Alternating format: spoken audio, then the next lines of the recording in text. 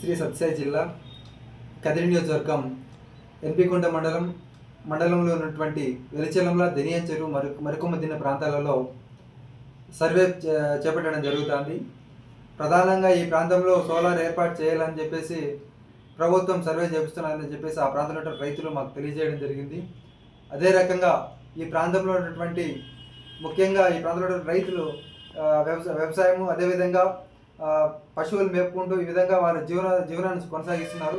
కానీ ఈ యొక్క సోలార్ రావడం వలన ఆ ప్రాంతంలో ఉన్నటువంటి రైతులకు అదేవిధంగా వాళ్ళ కుటుంబాలకు కూడా జీవనోపాధిని పూర్తిగా కోల్పోయే అవకాశం ఉంది.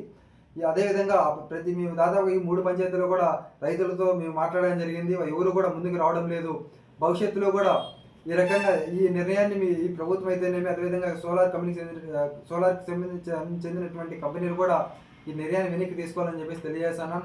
లేని పక్షంలో ఈ ప్రాంతంలో ఉన్నటువంటి అన్ని రాజకీయ పార్టీలు అదేవిధంగా ప్రజా సంఘాలను కూడా మేము తీసుకొని ముందుకెళ్దామని చెప్పేసి ఈ అంశాన్ని రాష్ట్ర వ్యాప్తంగా కూడా రాష్ట్ర నాయకులు కూడా ఈ ప్రాంతంలో పర్యటించి ఈ యొక్క అంశాన్ని రాష్ట్ర వ్యాప్తంగా కూడా తీసుకెళ్లి పెద్ద ఆందోళన అనేది ఉధృతం చేస్తామని తెలియజేస్తాం. అదే రకంగా ఈ ప్రాంతంలో ఇంత మునిపే దాదాపుగా ఒక 10 సంవత్సరాల కిందటే దాదాపుగా 8,000 నుంచి 10,000 ఎకరాలలో ఈ ప్రాంతంలో సోలార్ ఏర్పాటు చేయడం జరిగింది.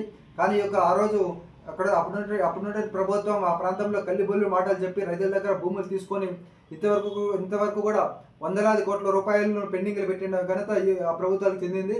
అదే రకంగా నేడు ఇదే ప్రాంతంలో కూడా ఈ కల్లిబొల్లి మాటలు చెప్పేసి రైతుల దగ్గర భూములు తీసుకొని వారికి ఇబ్బంది పెట్టే దిశగా ఈ ప్రభుత్వాలు అదేవిధంగా సోలార్ కంపెనీలు కూడా ముందుకు వస్తున్నాయి. అదే రకంగా ఈ యొక్క అంశాన్ని కూడా మేము అడ్డుకుంటామని చెప్పేసి తెలియజేస్తున్నాము. అదేవిధంగా గతంలో కూడా చెప్పారు ఈ ప్రాంతంలో ఈ సోలార్ రావడం వల్ల నిరుద్యోగులను అధిగమిస్తామని చెప్పారు. కానీ ఎక్కడ కూడా ఈ ప్రాంతంలో ఉన్నటువంటి ఉద్యోగాలు చేస్తున్న పాపాలు పోలే. ఇప్పటికీ కూడా బెంగళూరు, హైదరాబాద్, చెన్నైలో పనిచేస్తున్నటువంటి రోజులు చేస్తున్నారు ఇక్కడ ఈ ప్రాంతంలో ఉన్నటువంటి నిరుద్యోగ యువత. అదే రకంగా అప్పుడున్నటువంటి ప్రభుత్వం ఈ ప్రాంతం ఇది సోలార్ వచ్చిన ఆదాయం వల్ల ఈ ప్రాంతాన్ని అభివృద్ధి చేస్తామని చెప్పారు. కానీ ఎక్కడ కూడా అభివృద్ధి అనేది జరగడం లేదు. ఈ రకంగా